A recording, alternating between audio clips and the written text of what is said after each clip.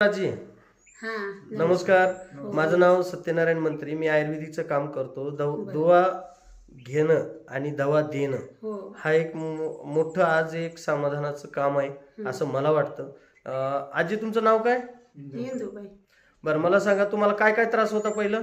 मला काय नाही, दम यायचा, घाम यायचा अंगाला, चला यायचं नाही, उभं राहायला यायचं नाही. किती दिवसानं त्रास होता? मग 10 वर्ष झालं असं. बरोबर. नुसतं तापीचं आदन यायचं. नुसतं तापीचं आदन. आणि शरीर तुमचं जाड आहे, लय जाड, उठता बसताच यायचं नाही. बरोबर. मग हे 10 वर्षानं तुम्हाला त्रास होता. दवाखान्याच्या गोळ्या औषध किती वर्षांनी चालू होते? बकळ खाल्लं, मुंबई पस्तूर गेली. कुठपर्यंत? मुंबई पस्तूर. अरे बापरे. म्हणजे दवाखाने कोणताच दवाखाना सोडला नाही. मग मंत्री साहेबांनी ज्यावेळेस आयुर्वेदिक दिलं त्यावेळेस भरोसा बसला होता का? नाही, आता बसतोय वाटलं येतोय नाही, घेऊन तर बघू तर घेऊन. बरोबर आहे. कारण तुमच्या गावातले शिवदास भाऊनी घेतलं होतं तर घेऊन बघू, कारण अनुभव घेतल्याशिवाय काय करणार आहे आपल्याला. 100% हे आयुर्वेदिक आहे.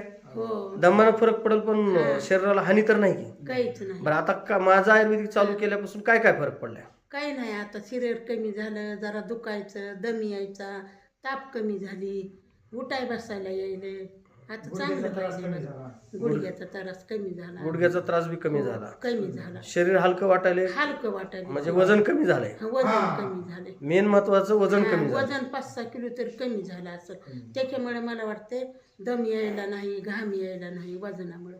नरड्यापासून राहिलेलं ती पहिलं नरड्यापर्यंत येत होतं आणि सदा घाम उठणं बसणं होत नव्हतं. उठाय बसायचं नकोच. बर, मग आता माझ्या आयुर्वेदिक औषधानं किती दिवसात फरक पडला आणि काय काय फरक पडला? घेतलं तेव्हापासून माझा फरक पडला, पडला बघा. तरी मी 1 महिन्याचं दिलं. हो, 1 तरी पण तुम्ही मध्ये गॅप टाकला. नाही, हे 8 दिवस माझं लय दुखलं, 15 दिवस दात दुखायला. म्हणजे औषध संपले होते.